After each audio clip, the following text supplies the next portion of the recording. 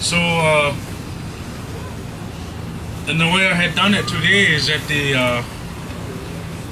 that we go up to the sky. We begin with the earth, and what we do is we take everything and bundle it all up into one. And we start with the earth and we go all the way to the sky. Because if we do it in our long version, we'll be standing here all day. I know it's kind of cold and some people may be hungry, but it's not because I want to take a shortcut. It's just because sometimes respectfully we can do it that way too. So we bundle everything up all into one, and we give thanks for that bundle.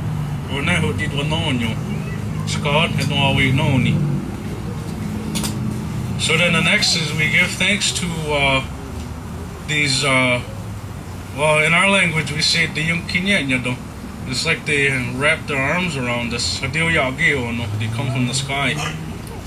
But I guess in English language the best word to use is angels. So, because it says in there that there's a lot of things that are beyond our control. So the Creator had thought it over, and He said it's not possible for them to be by themselves. So He said He's going to have these helpers, and we say 4 of them. So we give thanks to them because we think that they're still doing their job, because we're still doing the way the Creator had meant it to be. So the next thing we give thanks for is back in the day. We had a messenger. Those same angels delivered a message to a certain one because our people had kind of gone off track. And I guess in the English language you call it a prophet. But in our language we say he delivered us the word. He carried the word. And it says in there that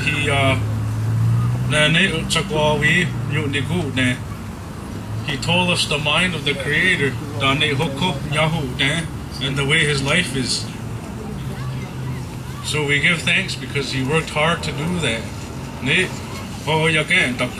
He labored Himself to death, literally, just to give us this good word of the Creator.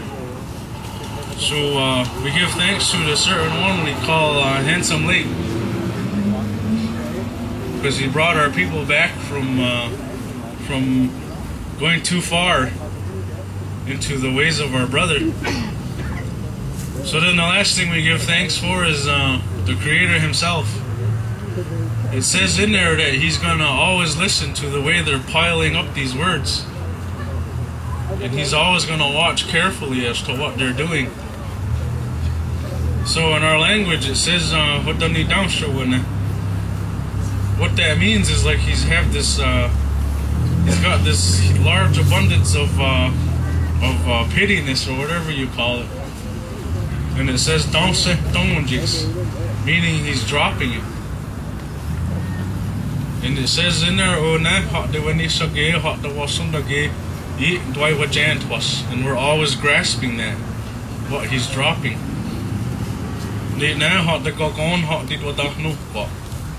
And it has to be so that we all love each other. So we give thanks to the Creator. And then after that I kind of asked that there's a certain way this goes when we gather, and that this is the best I can do today. So not to look down on me if I forgot something, or don't think I just took a shortcut.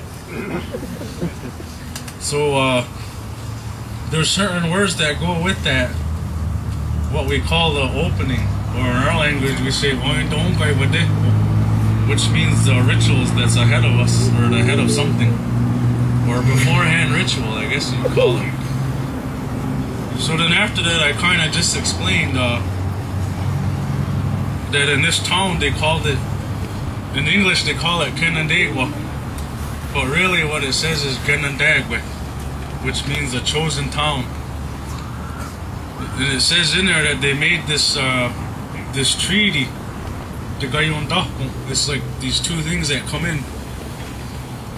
And it was between us and our brothers, the white man. The president, or in our language we say Canandaigua, and the 13 fires, I guess. So they made this treaty, and they said that the way the mine's gonna be in the future is that it's gonna be peace. So this is what they made. And they also made this this turo, or in our language they say gashwenda.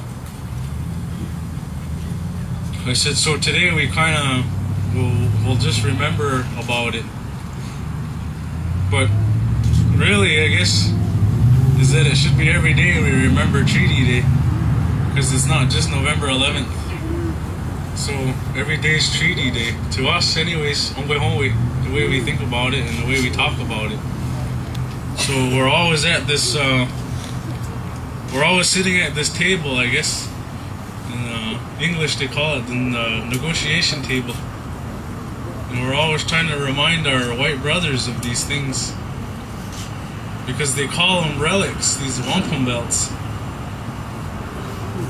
They call them relics, and then but then yet they have these documents that say that these are legal documents, which isn't true for us. So that's kind of a little bit what I talked about. I come from Tonawanda Indian Reservation, Seneca, from the Turtle Clan. I work a lot with the chiefs, the 50 chiefs. So I guess I'll turn it over to the next person. Yahweh.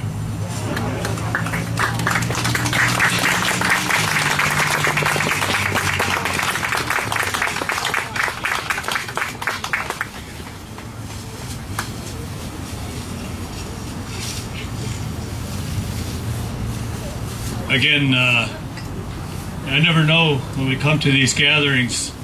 There are some people that are here for the first time, some people whose faces I recognize. You've been here many times.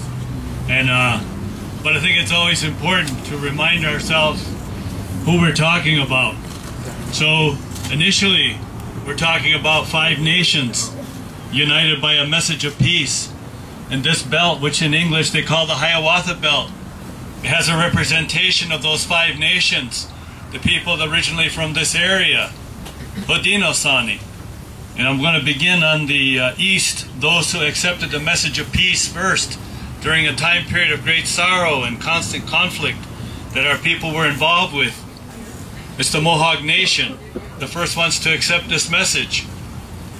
The next would be the Oneida Nation, represented here on this belt. And we're looking at this like a house. There's a keeper of the eastern door, that's the Mohawk.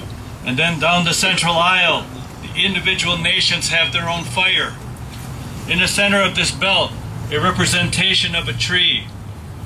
We say in our language, Ozoegowa, a great white pine with roots that grow in the 4 directions. Beneath that, we have buried the weapons of war. We put aside our differences to try and solve our differences using our mind, the power of the good mind. Next to them, the Cayuga Nation, represented here at this other square. You notice we're all linked together by a line of white, indicating those that accepted the message of peace. The line continues off the end. Next we come to the Onondaga, Seneca people, you could say in English. Again, keeper of the western door, the line goes off the end because we extend this message of peace to other people, to all people. If they can embrace this message of peace, it's very important. That's what we're here for today, to remind ourselves that we are at peace, that we left a time after the Revolutionary War of great conflict, and we met here. By that time we were 6 nations. The additional nation, the Tuscarora, came to our people again in 1722. They joined with us here when we met with the representatives of that individual he called Canandaigua, meaning George Washington, the president, your first president of this country, who felt at that time it was very important to meet with our people and to reach a peace and to assert one of the great achievements of that period was that the United States was asserting that it was the supreme government of this land to those states which were trying to steal our lands, to make it clear that in any future negotiations the federal government has to be involved when it comes to issues involving our land. This has not always been respected.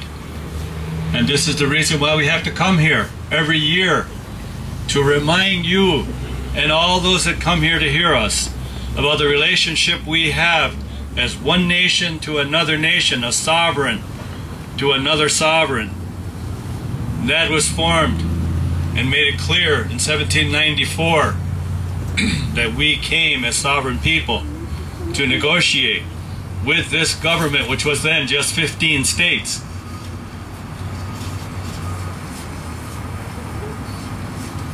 And then we come to this belt. This belt that was commissioned by George Washington. He asked 2 Oneida women to assemble this belt. And this belt represents those 13 original states, the larger figures. In the center are 2 smaller figures to represent the keeper of the eastern door and the keeper of the western door. Our nations. And that, what we're looking at the end of a house, kind of. As I said, our confederacy is laid out like a house, with our people on an axis from east to west. Our house, like our longhouse, longer than it was wide. And these 13 states, there were only 13 in 1792 when this belt was begun. They are to protect us, those 13 states, as the government of the United States is to protect us, especially from these land grabs that were taking place at the time period of this treaty, of the wanton killing that was taking place of our people as people came on our land and tried to take it from us. We had to go to Philadelphia to meet with Canandaigua and remind him that we could go back to war again. We could go back into the Revolutionary War, which everyone had just come out of, and ended in 1783. So this is the time period that we're talking about, when finally peace comes to our people as a result of this. But what we are dealing with still today are the violations to this original agreement. We're still here, and we are still having to deal with states asserting their rights over our lands. And this is not acceptable to our people. So as a people, we must come here, gather with you, send this message to you so that you carry it home to your friends, your family, to those you talk to help educate them, because your school system is failing you in the lack of history that they present you. Most people in this room have, if I say Sullivan Clinton campaign, our people, the Ongwe, they know what I'm talking about. But the majority of you have no idea what I'm talking about and why this treaty became necessary.